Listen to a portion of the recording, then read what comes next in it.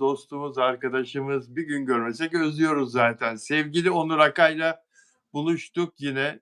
Ünlü sanatçımız ve yazarımız Onur Akay'la yine birlikteyiz. Huzurlarınızdayız değerli izleyiciler. 50 seyircimiz gelmiş, sağ olsunlar, bizi yayın açmadan bekliyorlar. Çok teşekkür ederiz hepsine. Onurcuğum hoş geldin. Hoş bulduk.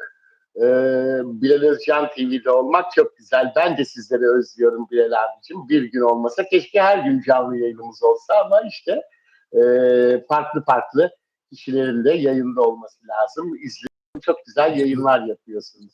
Canım benim, teşekkür ederim. Eksik olma sevgili Onurcuğum. Dostlar, Onur Akay'ı istiyorsunuz, her gün soruyorsunuz Onur abi ne zaman katılacak yayına diye. İşte yine Onur Akay'la birlikteyiz. Günler çabuk geçiyor ve biliyorsunuz haftada 2 gün Onur Akay'la beraberiz. Perşembe ve cumartesi günleri. Allah izin verirse cumartesi günü, Allah izin verirse cumartesi günü yine Onur Akay'la birlikte olacağız. Ama daha programın başındayız. Şimdi Onur Akay bu hafta içinde bir yazı yazdı. Zaten söylediklerinden ziyade yazdıklarıyla da çok öne çıkıyor Onur Akay. Ve magazin gündemini sarstı. Afra'yla Mert yeni yıla birlikte girmişlerdi. Bunu hepimiz biliyoruz. Arzu Altıntaş da ünlü televizyoncu benim yayınımda söylemişti. Şile'de onları bir yapımcı, benim de arkadaşım, bir yapımcı gördü, televizyon yapımcısı Bilal abi şeklinde. Hatta aynı gün Şile'de bir çorbacıdan çorba alırken de görülmüşlerdi. Ancak Onur Akay öyle bir haber alıp yazdı ki gündem sarsıldı. Çok üzüldük. Bu konuyu Onur Akay'la konuşacağız ve Onur Akay bu konuda bildiklerini, duyduklarını bizlere anlatacağız. Sizlerin de sorularınızı bekliyoruz. Caner merhaba, moderatörüm ve özel üyem, özel abonem Caner merhaba. Peki, şimdi o zaman sevgili Onur Akay, gündemimizdeki önce gündemimizdeki diğer konuları konuşalım ve bunu da konuşacağımızı söyleyelim. Halit Ergenç'i görüyorsun değil mi? Halit Ergenç Londra'da ticarete atıldı Onur Akay. Bir börek, Sultan Börek isimli bir iş yerine ortaklık yapıyor. Bir iş yeriyle ortaklık kurdu. İş adamı İzzet Hızlı'nın kurduğu bu firmaya ortak oldu ve 2 farklı şube açtılar Londra'da. Orada Türk baklavaları, çeşitli böreklerimiz, çeşitli hamur ürünleri, Türk lezzetlerine özgü İngilizlere satıyorlar. Ne düşünüyorsun bu ilginç yatırımla ilgili olarak? Evet Bilal abicim ortak olması çok iyi ama. Seste problem var. Seste. Öyle mi? Sesim geliyor mu şu anda? Sesin az geliyor. Gelmiyor Seste mu? problem var. Şu anda geliyor. Dilek Şenyurt hoş geldin. Özel abonem, özel üyem. Seste, sen beni duyabiliyor musun? Ses geliyor mu? Yayına geçmeden evvel çok güzel konuşuyorduk. Seste mi problem var hala? Leoni, thank you very much. Ses bir konuşur musun? Sen beni duyabiliyor musun? Sen duyuyor musun beni Onur Akay? Ses geliyormuş Bilal abicim. Merhaba dedi arkadaşlar. Arjantin'den özel abonemiz, özel üyemiz Nelide Manzano. Evet, herkes duyuyormuş ama başlamadan evvel ben Bilal Özcan'ı duyuyorum. Merhaba dediğini. Hola Nelide Manzano, hola. Neden öyle? Deste Arjantin Nelide. Arjantin'den Nelide. Onur Akay ses durumu nedir? Beni duyuyor musun sen? Şimdi geldi Bilal abicim. Evet ama senin sesin gelmiyor bize. Çok kısık. Açsana yandan. Yandan bir yükselt Açık, ses hepsini ayarını. kontrol ettim. Hepsini kontrol ettim ama ne var acaba? İstersen bir kapı aç, biz seni bekleriz. Bir kapı aç ben istersen. kapatıp tekrar açabiliyorum değil mi? Sesin çok az geliyor. Evet. Londra'da Halit Ergenç dostlar, ünlü oyuncu, en son Kral Kaybederse dizisiyle gördüğümüz ekranlarda Muhteşem Yüzyıl'ın başrol oyuncusuydu ve o diziyle bütün dünyada tanındı. Kanuni Sultan Süleyman'ı oynamıştı ve Sultan Börek, Kanuni Sultan Süleyman, pardon, Onur Akay geldi. Kanuni Sultan Kanuni Sultan Onur Akay geliyor. Geldi Onur Akay. Evet. Ama sesin yok. Bir Şimdi merhaba de. yine mi yok? Sesin yok. Şimdi? Sesin yok. Allah Demin çok Allah. iyiydi ama yayına girerken Kanuni Sultan Süleyman'ı oynadığı için oradan yola Evet, çıkarak duyuyorum sizi ama yurt dışında kendisine olan ilgiyi, kendisine olan sevgiyi, merakı ticari olarak da yakalamak için firmanın adını da Sultan koymuşlar. İzzet Hızlı iş adamıyla evet. ortaklığında ve Londra'da böyle bir ticarete atılmış. Sevgili Onur Akay, sesin bir daha bir konuşur musun? Şimdi nasıl acaba sesim? Sesin bana çok geliyor diyorlar. Biz duyuyoruz diyorlar. Peki o zaman. Herhalde bende bir Evet. problem var. Peki. Ee, Ne diyorsun bu Halit Ergenç'in iş ortaklığına, işine? Ben Bilal abicim ortağı olmasından dolayı e, olabilir iyi bir şey. Hem Türk yemek tanıtımında hem de kendisi bu konuda para da kazanıyor. 2 ton satmışlar. Çünkü sanatçı aslında ticaret yapamaz pek. Yani e, sanatçılar da çok zordur. Birçoğu yani %90'ında mutlaka bir iflas görülür, para kaybederler her ticarette. Sanatçının duygusal yönü işte o ticareti engelleyebiliyor. Ondan dolayı bir ortağı olduğu için daha iyi olacaktır. Ama yurt dışında aslında ben de gittiğim zamanlar Almanya'da görüyorum çok eksik var. Bizim bu damak zevkimiz çok farklı. Onları böyle sunabilsek sadece oradaki Türklere değil yabancılara e, yani bence bayılırlar. Çok tutar. Her şey tutar bizim Türk yemeklerimiz, Türk mutfağındaki her şey bence tutar diye düşünüyorum. Çok iyi olmuş. İnşallah daha da iyi olsun diyelim. Ne diyelim? Evet. Ve senin sesin bana çok az geliyor ama ben telefonla oynamayacağım. Çünkü çok az da olsa duyuyorum ve yayını sürdürecek durumdayım. Biraz daha bekletmeyelim izleyenleri. Şunu söyleyeceğim, o benle ilgili problem yani. Eee, Şeyi gördün mü peki? Halit Ergenç Londra'da o açtıkları mağazalardan 2 tane açtılar. Bir tanesinin içinde bu börek restoranı diyelim biz ona, kafe gibi, aynı zamanda restoran gibi her türlü hamur işi, Türk hamur işi ve tatlılar var. E, Kanuni Sultan Süleyman kıyafeti giymiş. Dizideki kıyafeti gibi başında kalpakla falan böyle. Orada böreklerin yanında geri planda çift katlı otomobil caddeden geçiyor. Otobüs, o kırmızı meşhur İngiliz Londra otobüsleri. Öyle bir de fotoğrafla yayınlamış Sözcü gazetesi haberi. Çok ilginç. Evet. Yani yıllar sonra da olsa, 13-14 sene sonra da olsa Muhteşem Yüzyıl'ın kaymağını yemek aklına gelmiş Halit Ergenç'in. Haklı da ama, Tabii. değil mi? Tabii Bilal abicim hem dizi var artık diziyi yurt dışındaki Türklerin yanı sıra yabancılar da izliyor biliyorsunuz. Bir de Osmanlı olarak e, yani daha çok tanınıyor. Osmanlı yazar bile dediler bana yani oradaki yazılarımı yayınlarlarken. Öyle Türk mi? yazar değil de Osmanlı yazar bile dediler. Onun için de Kanuni Sultan Süleyman dikkat çeker. Osmanlı lezzetleri diye merak ederler. Hepsi tabii o işe katkısı olur.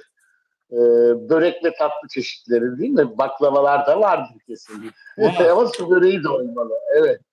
Var. Baklava resmi de gördüm şeyde. Halit Ergenç'in arkasında baklava da gördüm. Su Şey böreği olmazsa olmaz. Kıymalı böreğimiz. eşi neydi eşinin ismi? Ünlü Bergüzar. oyuncularımızdan. Bergüzar Korel'de mutfakta açıyor muymuş börekleri? Bu mutlaka yapıyordur çünkü daha önce Cihangir'de otururken Halit Ergenç'le Bergüzar Korel, Cihangir'de böyle bir pasta salonu açmıştı Bergüzar Korel. Hatırlarsın sen de. 10 seneden fazla Şimdi sen oldu. söyleyince vallahi anımsadım Bilal abicim. 12-13 sene evvel, Evet, değil mi? Böyle bir pasta kafe, bir salon açmıştı. çok Zaten doğru. bu işi biliyor. Belki de bu Bergüzar'ın fikriydi. Şunu söyleyeceğim. Tabii ki Halit Ergenç de Muhteşem Yüzyılın kaymağını. Meryem Uzerli bir tek oradaki başarısıyla, o dizideki Hürrem Sultan başarısıyla dünyayı Tabii. gezdi. Her gittiği ülkeden milyonlarca lira, yüz binlerce dolar tanıtım parası aldı, kazandı. Dubai'lere kaç kere gitti, etkinliklere katıldı. Hürrem Sultan geliyor, Hürrem Sultan gidiyor. Kızın Hürrem Sultan'dan başka doğru düz bir dizisi olmadı. Oldukları da reyting alamadı. Değil mi? Yani ne Tabii tabii. diziymiş ama. Hala Türkiye'de bile o şöhretiyle reklamlarda oynuyor. Hala oynuyor. Doğru söylüyorsun. O Evet, evet. şöhretiyle hiç boş İşte bir kalmıyor. şey görmüyoruz. Evet. Yani böyle bir film gördüm ben. İşte birkaç böyle yaptığı çok fazla bir şey yoktu. Değil mi? Bir Kenan Evet, çok fazla bir İmirzalıoğlu'yla şey bir film olmadı. çektiler herhalde. E, Recai miydi? Cingöz Recai miydi? Öyle bir filmi var herhalde. Evet, evet. Caner Hürrem çok tehlikeli diyor. Caner Meryem Uzerli için biliyorsun çok tehlikeli diye. Caner'in bildiği bir şey var galiba. Veronica Perez, where are you from? Nereden Veronica'nın Güzelliğinden, yazdıklarını anlayamıyorum ama güzelliğinden sana diyor. Çok yazmış. Onur tehlikeli demiş. diye Caner. Confirma. Hangi dilde olduğunu sökemedim. Sana yazmış. Portekizce olabilir. Veronica. Ama sökemedim hangi dilde yazdığını. Caner evet diyor. Meryem Uzerli için diyor. Çok tehlikeli diyor. Çok akıllı bir kadın. Çok akıllı bir kadın. Evet. Değerli dostlar, Onur Akay'ı soruyordunuz. Onur Akay canlı yayında şu anda ve Afra Saraçoğlu, Mert Ramazan Demir konusunda ilginç bir yazı yazdı. O yazıyı konuşacağız kendisiyle. Bildiklerini bize anlatacak ama inşallah inşallah o gerçek e, çok fazla uzun sürmez. Ayrıldıklarını yazdı, ayrıldıklarını paylaştı e, ve Onur Akay'ın bize söyleyeceği, kendisinden rica ettim. Herkesten daha farklı bakıyoruz biz olaylara. İşimiz magazinse magazine öyle bakmak zorundayız ki e, daha enteresan bilgiler sunabilelim size. Kendisinden rica ettim. Dedim ki sevgili Onur, lütfen ayrılırken birbirlerine en son söz ne söylediler? Bunu öğrenebilir misin diye. Onur Akay da kaynaklarını tekrar aradı ve e, benim de çok merak ettiğim, sizlerin de merak edeceğinize inandığım o son sözlerini öğrendi. Biraz sonra o konuyu konuştuğumuzda soracağım Onur Akay'a. Özel üyelerimize bir arkadaş katıldı. Mabel Matiz S 5F nickli bir arkadaş katıldı. Özel abonemiz. Burada mı acaba? Mabel Matiz S5F nickli arkadaşımız, özel abonemiz yeni. Caner Tuzcu moderatörüm ve özel abonem burada kendisi Caner Tuzcu. Caner 1907 FB bize çok katkıda bulunuyor sağ olsun. Dilek Şenyurt burada. Dilek Şenyurt özel abonem. Kendisi Almanya'dan. Dilek Şenyurt 359 nickli arkadaşımız. 3 senedir bizimle birlikte özel abonem olarak Evet. Almanya Frankfurt'tan kendisi. Nelide Manzano biz yayına başlamadan geldi arkadaşlar Arjantin'den. Hepimizden önce daha yayını açmamıştık. Yayını hazırlamıştık daha açmamıştık. Nelide Manzano geldi selam verdi. Ve Delfino Di Mastro Şili'den, Güney Amerika'nın Şili ülkesinden özel abonemiz. Ona da selam olsun. O bizi izliyor, daha sonra izliyor. Selamlar, Sevgili Onur Akay, sevgiler. e, dün gece önemli bir etkinlik vardı. El Dergisi ödülleri sahiplerini buldu. Eee, Genel olarak, nasıl buldun? 4 tane güzel kadın, orada ödül aldı. Serenay Sarıkaya, Hande Erçel, Sinem Ünsal, oradaydı ve, Serenay Sarıkaya, Hande Erçel, Sinem Ünsal ve Demet Özdemir oradaydı. Kıyafetlerini de gördün. En çok hangisini beğendin? Geceyi nasıl buldun? Şimdi geceyi ben güzel buluyorum, bu ödüller e, oyuncular için önemli, sanatçılar için önemli. O şıklık konusunda da değerlendirmeler yaptım aslında Bilal abicim, ama sanki böyle hep aynı isimler oluyor, değil mi? Yani hiç değişmiyor. Başka isimleri de aslında orada görebiliriz. E, Bence çok oraya uygun isimler var. Hep aynı isimler aynı çember içinde dönüp duruyor, yani hiç değişmiyor. Benim o geceye öyle bir eleştirim var. Çünkü stil sadece bir marka değil, yaşayan bir refleks yani. Değişiyor her zaman. Ondan dolayı da yeni kişileri de değerlendirmeleri, yer vermeleri gerekiyor. E, Bu konu önemli. Ben Serenay Sarıkaya'yı şık buldum. Hande Erçel gerçekten yani biraz yani rüküştü. Demet Akalın doğruyu söylemiş. Demet Akalın da eleştirmiş. Şimdi karşımda da fotoğrafları var. Bir de şey var, değil mi? Uzak Şehir'in Sinem Ünsal var. Evet. O da siyah giymiş. O da şık.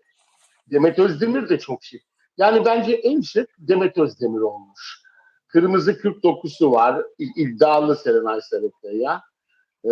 Onun vücut dili de var, yani böyle nasıl söyleyeyim, taşıyıcılığı üst seviyede aslında Serenay Sarıkaya'nın. Geliyor sesim değil mi Bilal abicim? Yayına Ben gidiyor mu zor acaba? duyabiliyorum. Bende problem var. Tekrar söyleyeyim. Şebnem Peki sesini açsana izleyicilere diyor de ama soralım. Yayına problem geliyor var. mu Sesi acaba sesim? açamıyorum. Fakat yayında herkes duyabiliyor. Onun için dokunmak istemiyorum. Ha, çok Eee, iyi o zaman. evet. Ee, Evet. Yani ben biraz böyle ben buradayım diyen bir gece seçimi var Serenay Sarıkaya'nın, ama şık. Ee, Yani etkili, odaklı bence. Hande Erçel'in işte bu, yani çok böyle sofistike olmuş transparan detay bu altın tonlarda bence, yani. Biraz daha böyle özenli olabilirdi. Biraz çok konuşuyor yani parçalar böyle, hepsi karakter biraz geri planda kalmış gibi. Ama Sinem Ünsal da böyle bir Hollywood şıklığı gördüm ben. Onu da beğendim. Demet Özdemir en şık bence. Demet Özdemir'i ben en şık olarak seçiyorum. Demet Özdemir'i en şık beğendim. En şık Şimdi seçiyorum dördü de karşımda dedi. şu anda. Sevgili Onur Akay. Onur Akay'ın şu sözlerine çok katılıyorum. Hep aynı isimler görüyoruz. Yani dizisi olsa da olmasa da mesela Serenay Sarıkaya. Serenay Sarıkaya'nın o elektriğinden, o havasından, aurasından yararlanmak istiyor. Geceyi düzenleyenler, her organizasyonu yapanlar. Dizisi olsa da, gündemde olmasa da, dizisi olmasa da Serenay Sarıkaya'yı yıl boyunca her etkinliğe davet etmeye çalıştılar. O da elinden geldiği kadar sevdiği için böyle etkinliklere katılmayı, o da icabet etti, katıldı bu davetlere. Oysa ki dizisi yoktu ama ona bulacak, verecek bir ödül buluyorlar illaki. Serenay Sarıkaya orada olsun diye. Şu anda bir mesaj geldi. Ufuk Özkan'ın kardeşinden, ağabeyinden, Öyle mi? sevgili Onur Akay, senle konuştuğumuz konuda Ufuk Özkan, evet o mesajımızı Evet. aldı. O iş adamından dönör, karaciğer dönörüyle ilgili yardım etmek isteyen o iş adamının mesajını şu anda aldı. DM'den teşekkür ettiğine dair mesaj düştü ekrana. Kendisinin telefonu olmadığı için DM'den haberleştik. Sana söylemiştim. Senin de teşekkür ederim. Çorbada önemli tuzun var. O konuyu biraz sonra konuşacağız. Şimdi mesaj Tabii. düştüğü için ekrana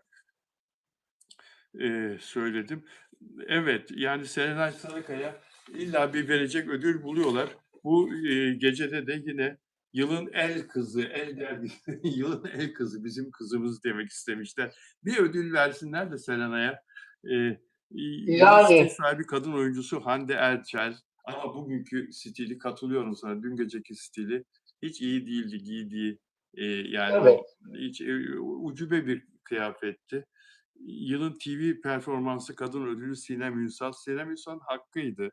Dizide çok evet. başarılı bir performans ortaya koydu. Sevilen bir dizi haline gelmesine büyük katkısı var. Yılın marka elçisi ödülü Dilan Çiçek Deniz. Evet, Dilan Çiçek Deniz'in marka temsilcilikleri başarıyla devam ediyor. 4-5 senedir aynı önemli bir firmanın marka yüzü. Yılın stil sahibi erkek oyuncusu Barış Arduç. Olabilir, çok seviliyor. TV performans erkek ödülü Halit Ergenç Kral Kaybederse'yle verdiler demek ki.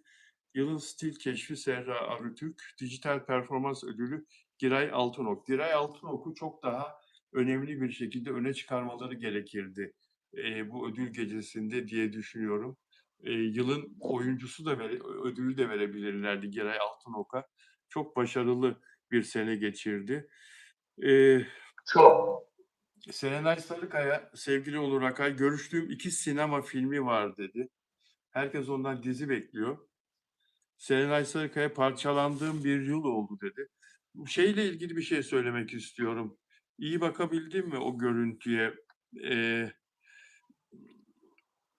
Sinem Ünsal'la ilgili, yani kıyafet konusunda Sinem Ünsal'ın kıyafeti, kahverengi kıyafet giymeseydi keşke. Bir, kahverengi çünkü renk olarak dikkat çekmeyen bir renk ve Kahverengi. giyeni de çok fazla öne çıkarmayan Ben bir renk. onu siyah Göğüs gibi kısmı gördüm. Siyah gibi geldi bana. nasıl? Siyah gibi mi Bana geldi? siyah gibi geldi sanki kahverengiymiş, evet. Kahverengi. Kahverengi olmaz ekranda pek, sahnede giyilmemesi lazım. Giyilmemesi lazım. Onu demek ki moda danışmanı kimse bilgilendirmemiş. Bir de göğüsleri çok küçük Sinem Ünsal'ın. Şimdi ben bunu Afra Saraçoğlu için 3-4 sene evvel önermiştim. Silikon yaptır, daha böyle giydiğin elbiseyi taşırsın şeklinde. Bana fanları kızmıştı. Haklılar da kızmakta. Çünkü onlar demişlerdi ki bana yahu bir tane doğal oyuncumuz var Bilal abi. Ona da silikon yaptır diyorsun demişlerdi. Estetiksiz. Hakikaten Afra Saraçoğlu sen daha iyi biliyorsun. Komşususun Tabii, çünkü. Ya estetiksiz. Ama Sinem Ünsal'ın da böyle bir şeye ihtiyacı var ama göğüslerine bir böyle bir silikon olma. Yani elbiseye baksana göğüs kısmına. Hiç göstermiyor elbise tabii. kendini. Yani madem Evet, elbisenin madem bu kesimi dünyadasın, güzel, yani iyi ünlüler taşı. dünyasındasın, Haklısın. yani kıyafetinle taşıma, onu hak ettiği şekilde taşıman gerekiyor her şeyiyle diye düşünüyorum. Çok Yani doğru Bilal abicim. Elbise ona yakışmış, ama aslında çok da güzel taşır, ama tabii o dediğiniz eksiklik doğru. Ve de bunu yaptırıyor bayanlar. Ünlü isimlerin birçoğu yaptırdı. Ben biliyorum yaptıran birçok isim. evet, Ee, Hatta bir ünlü isim de yaptırdıktan sonra bize gelmişti. Anneme gösterdi yatak odasında. Tabii öyle ben mi?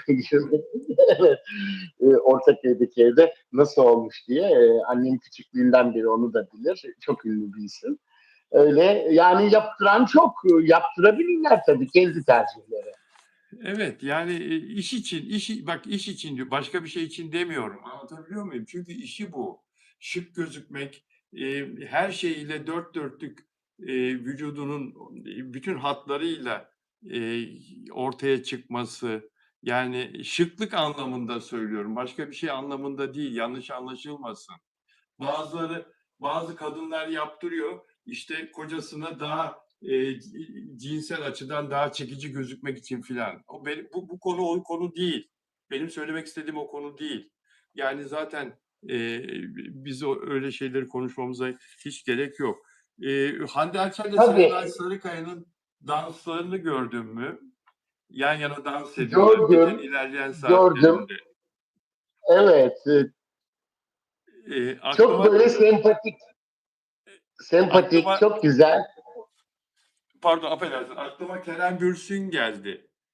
İkisi de Kerem'le aşk yaşamıştı. Tabii, Hatırlıyorsun. tabii Serenay hatırlıyorum. Sarıkaya önce Kerem'le Mavi firmasının Blue Jean'lerinin reklam filmi Evet. setinde tanışıyor. İkisi de biri erkek, biri kadın e, giyimini Mavi'nin reklam olarak çekecekler. Sette karşılaşıyorlar, tanışıyorlar ve sonra aşk başlıyor. Tam evlenecekler, yoluna girecek filan ilişki öyle düşünülürken çok da yakışıyorlardı birbirlerine. Ayrılmışlardı. Ve ayrıldıktan Ayrılmışlardı. sonra Hande Şimdi bu Erçel de isimler Bilal abi biraz önce de söylediğim gibi hep trend kovalayan isimler. Niye böyle hata yapıyorlar bilmiyorum. Aslında trend kovalamadan trend yaratan isimler de var. İşte benim demek istediğim oydu. Bu törenlerin, bu ödül törenlerin o kişilere de dikkat etmesi lazım. İlla bunlar çok gündemde ödül törenini üst düzeye çıkaracak diye trend yaratan çok kişiyi unutuyorlar. çok doğru söylüyorsun. Onlardan bir tanesi de Afra Saraçoğlu. Bu gece de Afra Saraçoğlu niye O yok? Afra trend Saraçoğlu'na yaratıyor. niye Çok ödül doğru. vermiyorsunuz? Afra Saraçoğlu'yu derginize kapak olması için çağırdığınızda gelmedi mi? Afra El dergisine kapak Tabii. oldu değil mi? Bir mücevher firması hatta sponsor oldu. Yanlış hatırlamıyorsam. Yani Afra Saraçoğlu bu gecede olmalıydı. Son 3 senenin, 4 senenin, 5 senenin yükselen yıldızı. Zirve onun aslında. Yani iş olarak Hande Erçel başarısız oldu. Kaç tane iş yaptıysa yaptı. En son yaptığı iş kaldırıldı yayından. Ama Afra neler yapıyor kız? İşte sen de Tabii. söylüyorsun ya maalesef birkaç kişinin elinde. Mesela Mina Demirtaş olmalıydı. Mina Demirtaş bu gece olmalıydı arkadaşlar. Mina Demirtaş'ın arkasında Ayşe Barım gibi bir menajer olmadığı için mi yok? Ayşe Barım hapiste ama hala sanatçılarını, oyuncularını kolluyor ve işte böyle gecelerde en etkili şekilde öne çıkmalarını hala sağlayabiliyor. Bu Mina Demirtaş'ın ne eksikliği var onlardan? 10 yaş küçük diye mi çağırmadınız oraya? Güzelliğiyle, fark yaratacak diye, gençliğiyle, tazeliğiyle fark yaratacak diye. Bak Mert Ramazan Demir'le başrol oynayacak kadar beğenilen, takdir edilen bir kız. Neden yoktu bu gece? Afra Saraçoğlu ile yan yana ikisinin görüntüsü harika olurdu. Ne Hande Erçel kalırdı ortada, ne Serenay Sarıkaya kalırdı, ne Demet Özdemir kalırdı. Senin de çok İşte çarpıcı bir ben de tespitin var. aynen onu O demek iş oldu istedim Bilal dedin değil mi abicim. abi? Yeni Mert Ramazan Demir'le oyunculuğu. Mina Demirtaş'ın dizide beraber oynayacaklar. O kesinleşti değil mi? evet kesinleşti. Geçen programınızda da söylemiştim. Sosyal medyada duyurmuşlardı. İddia olarak konuşuluyor kulislerde demişlerdi ama ben sizin programınızda söyledim Bilal abicim zaten kesin olduğunu. Ve de kesinleşmiş. İmzalar da atılmış. Çok güzel. Çok güzel. Oyuncu görsünler. Yani sosyal medyada sen de hemen yayına girer girmez aynı şeyi söyledin. Çok haklısın. Sosyal medyada da bugün benzer ifadeler vardı, yorumlar vardı. Yani yeni yüzler, yeni yetenekler, insanlar bunları görmek istiyor, değil mi? Böyle önemli gecelerde de, ekranda da.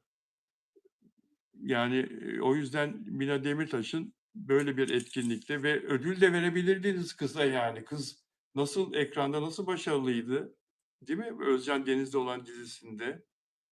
Verseydiniz Evet. bir ödül sevgili Onur Akay. Orada da Mert Yazıcıoğlu'nun sevgilisi rolündeydi değil mi? Ben öyle hatırlıyorum. Evet, aralarında bir şeyler de olmuş. Evet. Aralarında bir şeyler de olmuş.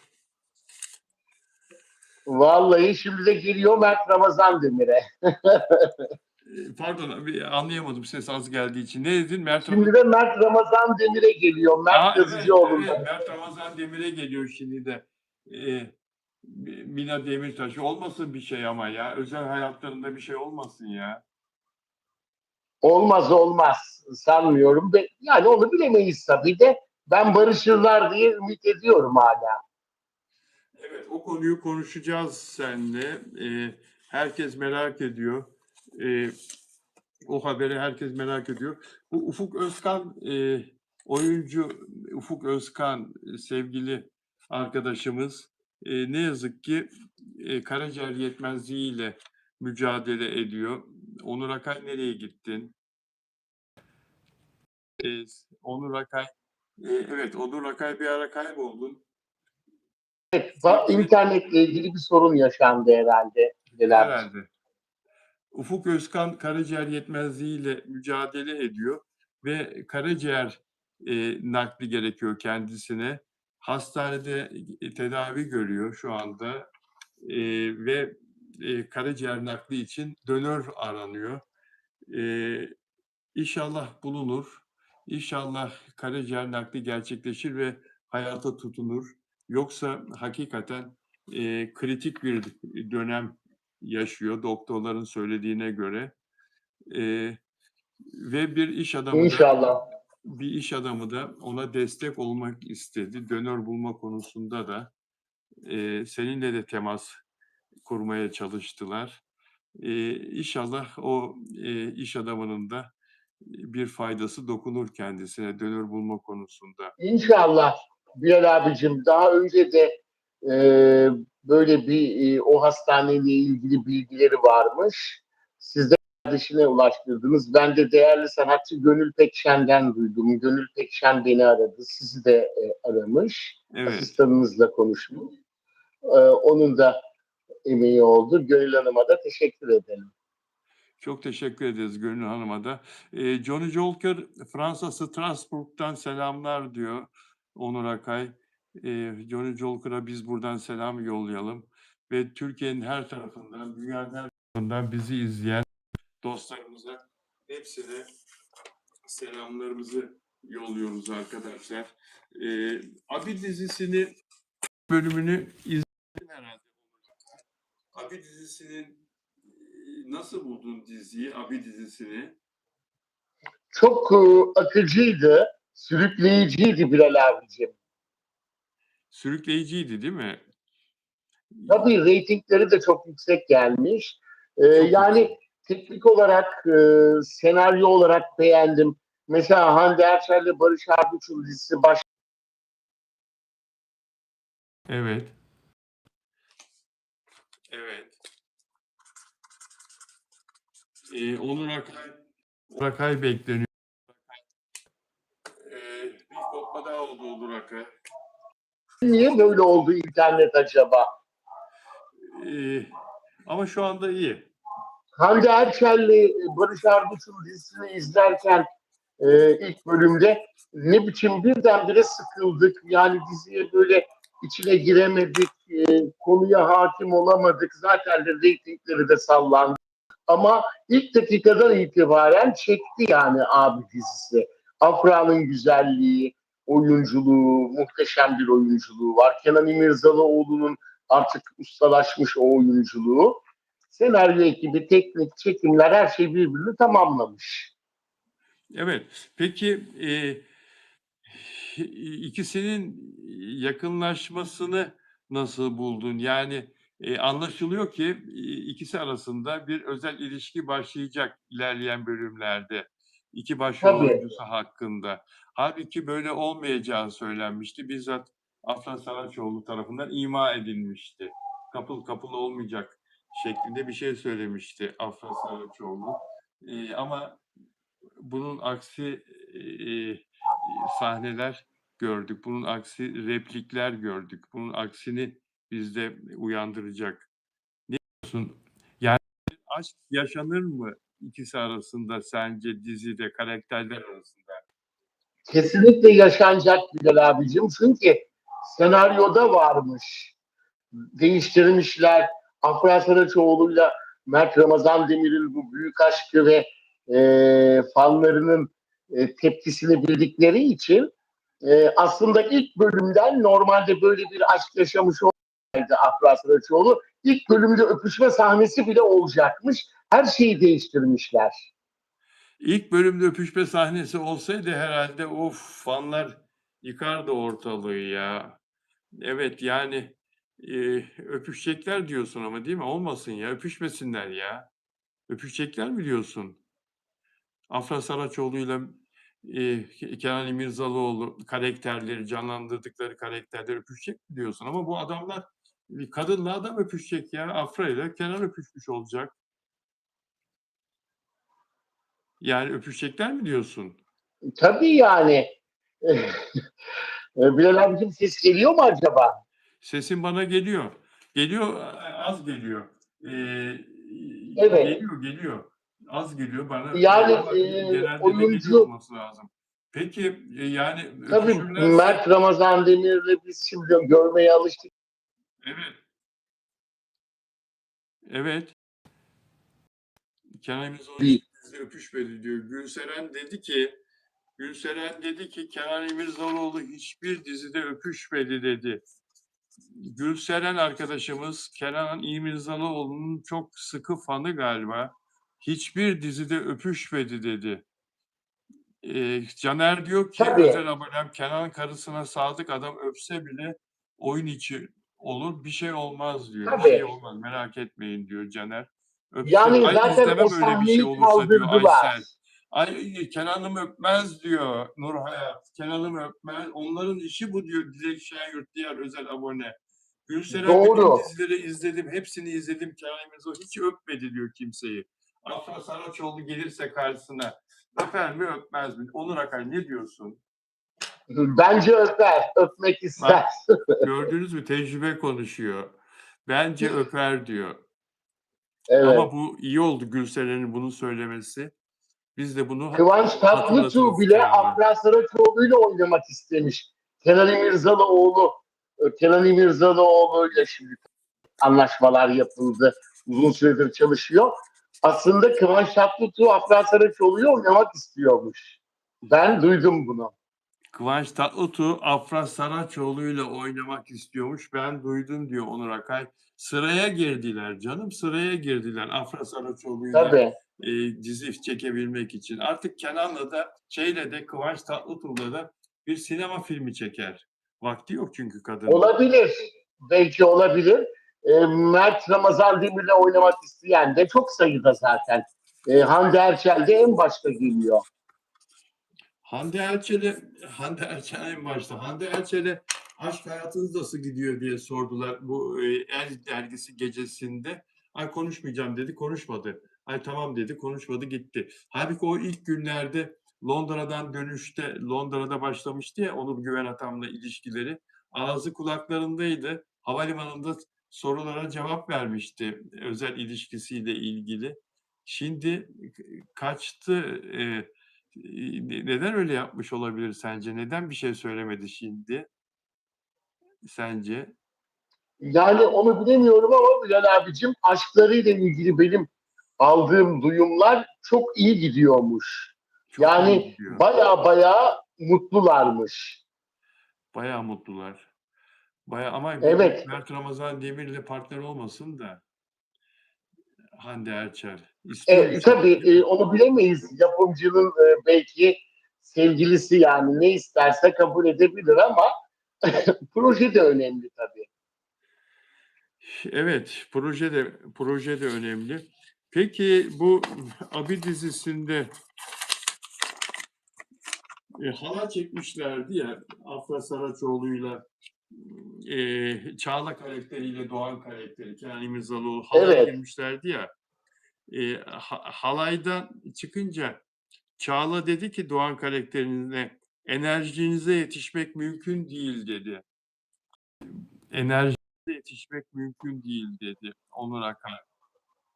Afra Saraçoğlu Kenan İmirzalıoğlu'na. Burada ne dedirtmek istedi senarist? Acaba ne kastetti sence? Yani Kenan İmirzalıoğlu'nun yaş farkı 50 dede diyor bazıları, bazıları baba diyor. Yani e, yaşlı başrol ama enerjisi kuvvetli ya da e, Çağla karakteri gel gel mi yapıyor? Yani şey mi yapıyor? Yatırım mı yapıyor Doğan karakterine? Tabii yavaş yavaş alıştıra alıştıra yakınlaşma sağlayacaklar Bilal abicim. Romantik birkaç bölüm.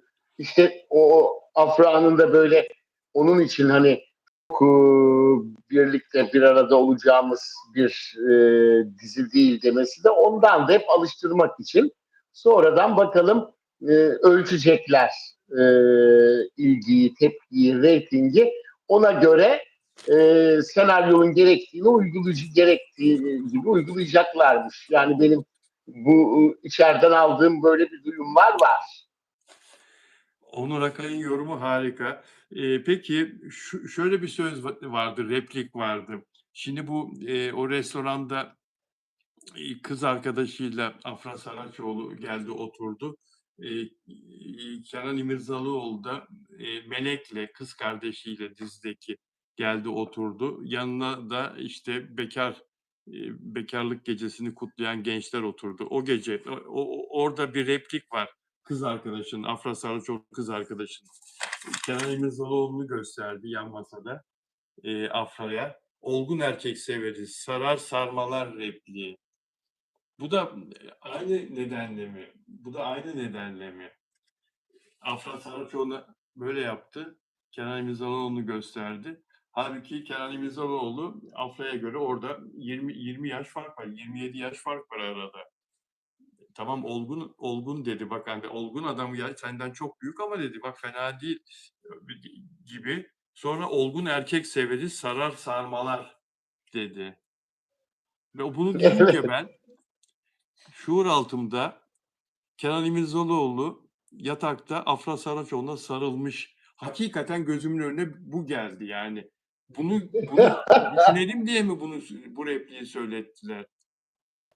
Yani kesinlikle Bilal abicim zaten senaryo değişti. Uzun süre dizinin Ocak ayında kalması hep bundan dolayıydı. Bunlar alıştırmak için böyle yepyeni bir şeyler yazıldı yani. Yoksa ilk bölümden bu senaryo da doktor ve avukat aşk yaşayıp yakınlaşacaklardı. Isındırıyorlar yani seyirciyi alıştırıyorlar ha. Tabii. O Isındırıyorlar. da Afra Saraçoğlu'nun çok büyük bir aşk yaşaması ve fan kitlesinin Mert Ramazan Demir'den başka kimseyi kabul etmemesi, tepki göstermesi, ilk etapta yaşla ilgili bu Türkiye'de bu konunun gündem olması. Ondan dolayı iki dizide Barış Arduç'la Hande Erçel gibi çakılmasın diye böyle değişik önlemler aldılar ama güzel bir dizi. Ben beğendim. Bu dizi ilerler.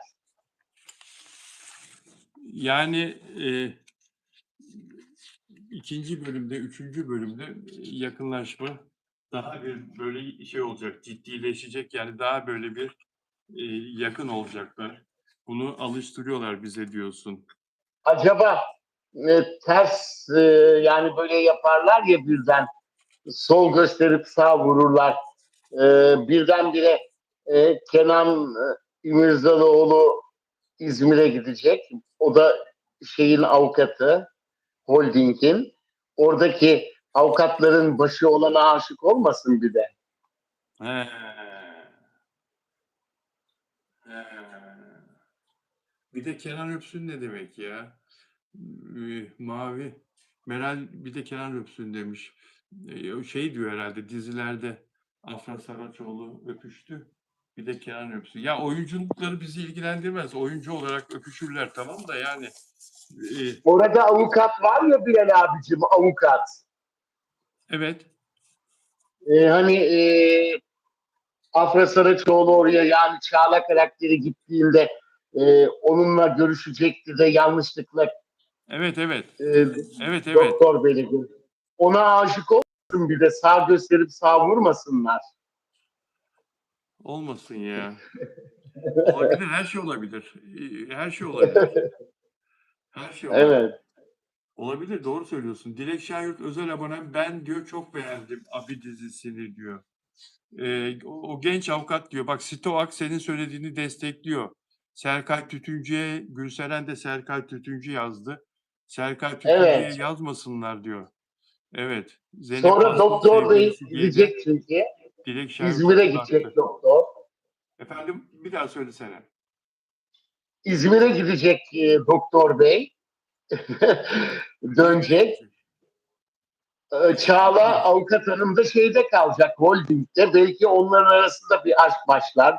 Ama e, yani ilk bölümde bir duygusallaşma doktorla avukat arasında oldu yani. Bakalım nasıl gidecek. Duruma göre yedek koydular bence onu. Çok büyük tepki alırlarsa değiştirecekler. Bak Hatice Çoruh diyor ki çünkü avukat bakmaya başladı Afra'ya diyor. Evet bunu bize hissettirdiler. Serkan Tütüncü'nün canlandırdığı karakter Afra Saraçoğlu beğendi, beğeniyle süzüyor. Bunu bize şimdi Pınar Deniz'e Kıvanç Tatlıtuğ'la başrol oynamayı teklif etti yapımcısı. Kıvanç Tatlıtuğ bir diziyle anlaştı. Ve Pınar Deniz yeni anne, 8-9 ay oldu doğum yapalı. Düşünüyor, kabul ederse güzel bir ikili olur diye düşünüyorum. Ne diyorsun? Evet, uygun. Çok uygun buluyorum. Yani Serenay Sarıkaya'yla olan dizide ben ikisini pek yakıştıramadım. Yakıştıramadım değil mi? Nedense. Evet. Evet. Ama e, bu partnerle bu oyuncuyla olur bence. Daha önce dizilerde zaten izledim, başarılı. Kıvanç Tatlıtuğ'un zaten reyting garantisi var Bilal abicim. Var. Uluslararası satış gücü var. Dijital platformlar için bir prestij yüzü. Mutlaka başarılı olacaktır. E, Yani Kıvanç da e, yaşı Kenan'dan küçük ama e, yani yaşı artık o da var. Aslında Kıvanç Afra Saraçoğlu ile oynasa uyumlu olurdu bence. Çok uyumlu olur. Bence de çok uyumlu olur. Yaş farkı var ama Kenan'la olduğu kadar gözükmez. Yok, o kadar yok. Evet, görünmezdi. Ben ikisini uygun bulmuştum. Daha önce düşünmüştüm yani bu diziler daha önce yokken. Belki başka bir projede olur ama bu da çok uygun. 4 milyon bir ücret alacakmış. Normal, hak ediyor. Kenan İmirzalıoğlu da. Bunlar artık en üst jönler, Türkiye'de en başarılı. En marka değeri yüksek jönler. 4 milyon artık normal onlar için. Evet. Kıvanç Tatlıtuğ'u sen şöhret olduğu ilk dönemlerden tanımıştın. O yarışmada jüri üyesi miydin sen? Onun e, Best Model seçildiği yarışmada Onur Akay. Ben daha sonraki yıllarda jüri Daha üyesiydim sonraki Bilal yıllarda abicim. jüri üyesiydi. Ama o Peki, yarışmaya her zaman oyuncular gönderirdim. Onurcu, anladım. Peki, o zamanlar tanıdığında Kıvanç Tatlıtuğ, hani o Bülent Ersoy klibine seçme yaparken filan, değil mi? Seçme oyuncu klibini oynatmak için model seçtiği yıllarda. O Kıvanç Tatlıtuğ vardı o seçmede. Yanında başka kim vardı?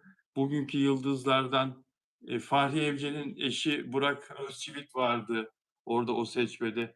Sen o zaman Kıvanç Evet. Tatlıtuğ'u gördüğünde eee, bugünlere ulaşacağını, böyle büyük bir şöhret olacağını tahmin etmiş miydin? Kıvanç Tatlıtuğ'da o ışık var Tabii mıydı tahmin sence? etmiştim. Vardı, tahmin etmiştim. Herkes etrafında tahmin ediyordu. Kendisi tahmin etmiyordu. Öyle. Kendisi neden sence güveni mi yoktu kendisine yoksa fırsat vermezler? Basket, o basket profesyonel basketçi olduğu için basketle ilgiliydi. Sakatlanınca da annesi çok arzu ettiği için kabul etti. Kabul etti. Sakatlanınca, basketten ümidini kesince bu şöhret yolunda yürümeyi kabul Tabii, etti. tabii yani best model seçildikten sonra Evet. Evet. Ama yayınımız don. Şimdi tekrar gelecek Onur Akay dostlar. Onur Akay geldi. Sevgili Onurcuğum, bu haftaya damgasını vuran yazınla ilgili konuşalım. Afra ve Mert ilişkisi neden bitti? Nasıl ayrıldılar? Neden ayrıldılar? Ve ayrılırken birbirlerine söyledikleri o son söz. Teşekkür ederim. Araştırdın ben rica ettiğim için. Neydi? Bir söyleyebilir misin? Bilal abicim, ben de biliyorsun yılbaşı programları nedeniyle yoktum. E, Ve de bu konuyu geldikten sonra duyuyorum. Ama bir arada yılbaşına girdiklerini, hatta gitmeden önceki canlı yayınımızda size de söylemiştim. Yılbaşı programları var demiştim. Öğreneceğim demiştim. Evet, Sonra yılbaşına birlikte girdiklerini de söyledim. Hatta siz de başka bir canlı yayınınızda başka bir konuğunuzla da konuşmuşsunuz. E, Ben de hatta Bilal abicim sana Şile'ye gittiklerini de söylemiştim. evet. Arzu Ve de Altıntaş'la konuştuk. buraya geldiklerini de söyledim. Akçay'a da gelmişler. Fakat Mert Ramazan Demir yeni aldığı ev olan Çanakkale tarafına da geçmiş. Yani yılbaşından sonraki günlerde oluyor bu. Evet, bir aralarında bir problem yaşanmış ama e, yine bir araya gelmişler. Ben onu da sizin yayınınızda, geçtiğimiz yayında Tabii. söyledim. Sonra ne olduysa yeniden bir şey olmuş. Ben henüz onu öğrenemedim ama birbirlerini görmek istemeyecek kadar son sözleri öyle olmuş. Görmek istemiyorlarmış birbirlerini. Yapma ya. Yapma ya. O Evet. zaman şiddetli bir Ve tartışma de yaşadılar. evet, konuşulmasını bile istemiyorlarmış. Hatta bazı yerlere de bildirmişler, yani bir daha bizi konuşmayın gibi. Bunu duyan bazı muhabirler bile var. Ki Bülent Ersoy'un kulağına gidiyor divamızın. Ellerinden öpüyorum. Diva Bülent Ersoy'un kulağına gidiyor. Biliyorsun Bilal abicim, biz zaman zaman Bülent Ersoy'la musiki sohbetleri yaparız. Evet, evet. Yani Bülent Ersoy barıştırmak istiyor onları. Evet. Eee, yani Bülent Ersoy onları barıştırmak istiyor ve onları, evlenmelerini istiyor. Ancak, şimdi bu ayrılık çok tatsız oldu. Bilal Acaba abicim, dizi başladığı için ikisinin de yapımcısı aynı ya, Onur Güvenatan mı tamamen böyle bir şey olsun istedi? Yani ondan dolayı mı bu vallahi gerçekleşti? sanmıyorum. Daha önceden söylerlerdi. Öyle bir şey olsa ben duyarım. Bana öyle bir şeyi hiçbir zaman yansıtmadılar. Öyle bir teklifte hiçbir zaman bulunmadılar. Ben duyduğum kaynaklardan, tavrından, tarzından anlarım. Zaten bugüne kadar Bilal abicim öyle bir şey olsa bana konuşma derlerdi. İpek Canbulat burada sevgili Onur. İpek Canbulat astrolojinin Aa, prensesi. evet. Bilal abi Aynen. barışacaklar bak İpek'e de gör çok diyor İpek selamlar. Canbulat. İpek Barışacaklar Canbulat mı diyor. İnşallah. Benim de ümidim var. İpek E, bizi Bülent Hanım zaten İpek Can Polat'ın yanındaydı. evet Kıbrıs'talardı. evet Bilal abicim. İşte konuştuk, sohbetler ettik. Zaten İpek de bana anlattı. Herkes merak ediyormuş onların haritasını, astroloji haritalarını. Mert Ramazan Demir'in ve Afra Saraçoğlu'nun. Bülent Ersoy da onları öyle çok seviyor ki şöyle dedi Bülent Ersoy. Onu okuyayım sizlere, not aldım. Ben o kızı çok beğeniyorum. Gözlerine bayılıyorum. Oğlan da çok güzel. İkisini de bir arada seviyorum. Hep de öyle olacaklar. Onlarla ilgili bazı olumsuz şeyler duydum. Çok üzüldüm. Beni oraya getirmesinler. İkisinin de kulağından tutar. Kadıköy Evlendirme Dairesi'ne götürür. Başlarında durur, imzayı attırırım diyor çok Bülent Hanım. güzel. Çok güzel yapar. Yapar. Yapar. İpek Canbulat da yayınımıza bağlandı dostlar. Şimdi mesaj yazıyor ünlü astrolog. İpek Canbulat demişti ki yayınlarımızda onlar ruh ikizi ayrılmazlar demişti. İpek Çok Canbulat doğru, öyleydi. yıldızlarına, gezegenlerine bakmıştı ve onların mutluluğunun devam edeceğini ancak çok kıskanan olduğunu, çok ayırmak isteyen olduğunu O çok söylemişti. doğru. Ve Onu İpek Canbulat da senelerdir. sevgili Onur Akay bu Onur Güvenatan'dan, yapımcıdan dert yanmıştı. Yani onun arzusu, isteği üzerine O istemediği için ortalıkta gözükmelerini, birlikte gözükmelerini, böyle ilişkilerini gizli saklı yaşıyorlar demişti. O Acaba doğru yine. Bilal abicim. Bu doğru. Evet, Yapımcı onu istedi. Onun için böyle devam ediyordu gizli saklı. Fakat e, ayrılmadılar diye biz her zaman söyledik. Ben her zaman söylüyorum, yazdım. Fakat Bilal abicim bu son gelişmeler işte onun isteğiyle değil çünkü. Onlar zaten onun isteğine uyuyordu. Ben duydum yani çok önemli kaynaktan biliyorsun kaynaklarımı. evet. Çok üzüldüm tabii. Çok ama barışacaklarını ümit ediyorum. Bak İpek de görmüş. Haritalarına bakmıştı zaten. İpek'in de bütün dedikleri hep çıkıyor her zaman. Evet, İpek yazıyor şimdi, İpek Can Bulat. Bilal abi, kısa bir ayrılık yaşayacaklar demiştim, hatırla dedi. Evet, demiştin İpek Can Bulat, kısa bir ayrılık yaşayacaklar diye demişti. Ben o konunun çok üzerine gitmemiştim. Çünkü öyle konuşunca insanlar üzülüyorlar diye. Fakat şimdi Onur Akay ayrıldılar artık deyince ve bunu da yazınca bu konuyu konuşmak şart oldu. Bir şeyi gizlemeye gerek yok. Ayrıldılarsa ayrıldılar. Bunu konuşalım ki insanlar gerçeği Tabii. bilsinler. Fakat İpek Canbulat diyor ki kısa sürecek bu ayrılık diyor. Yani Çok kez barıştılar zaten Bilal abicim ayrılsalar da. Ayrılsak da beraberiz gibi. Hep bu müjdeyi verdik. İnşallah Bilal Özcan TV'den o müjdeyi verelim. İpek de görüyorsa benim zaten ümidim çoktu. İnşallah bu güzel müjdeli haberi veririz gün gelir. zaten inanmayan da çok var. Ayrılıklarına inanmayan da çok var. Bunun bir oyun olduğunu, bir ortalığı karıştırma yapımcı tarafından böyle bir şey olduğunu söylüyorlar. Çiğdem Aslanoğlu Yok. geldi. Öyle bir şey olsa ben söylerim Bilal abicim. Hep söylüyorum zaten yapımcının etkilediğini, açık açık el ele çıkamamalarının sebeplerini. Ben hiçbir zaman yapımcıyla bir yakınlığım yok, tanımıyorum.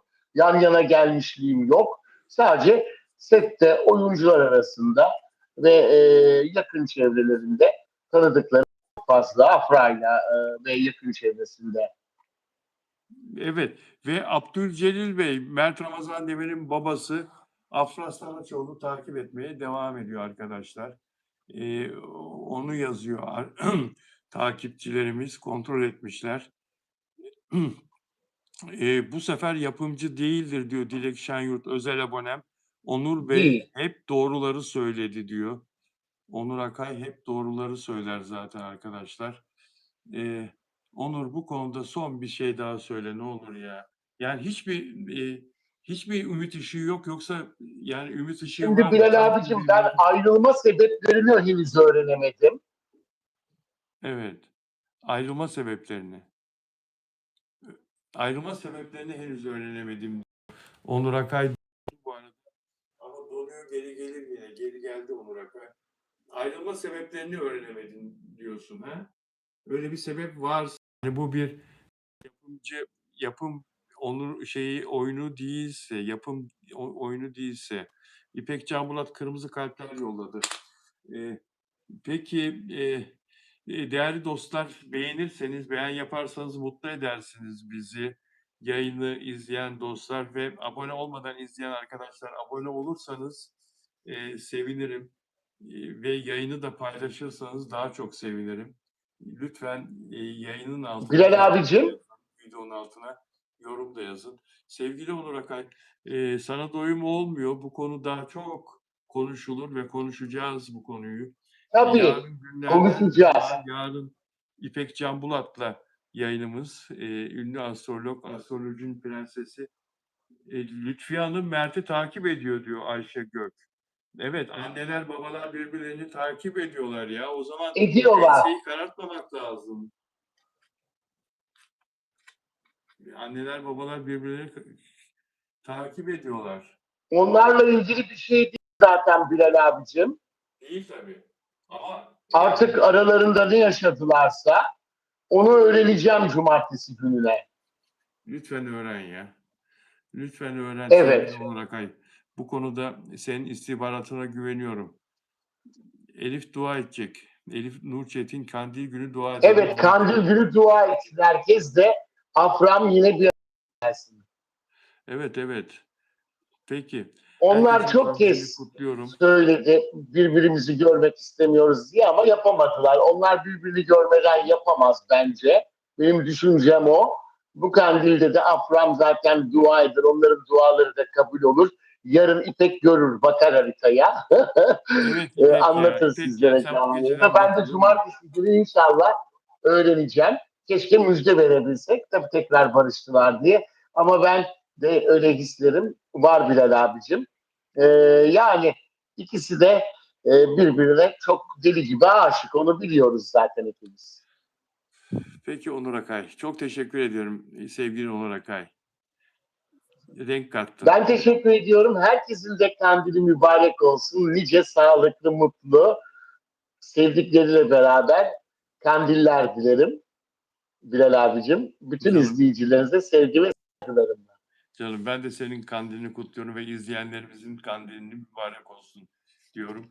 Değerli dostlar, dilerseniz sizler de özel abone olabiliyorsunuz. Bunun için yapmanız gereken şey ana sayfadaki yönlendirmeleri, katıl butonuna basıp yönlendirmeleri takip etmek.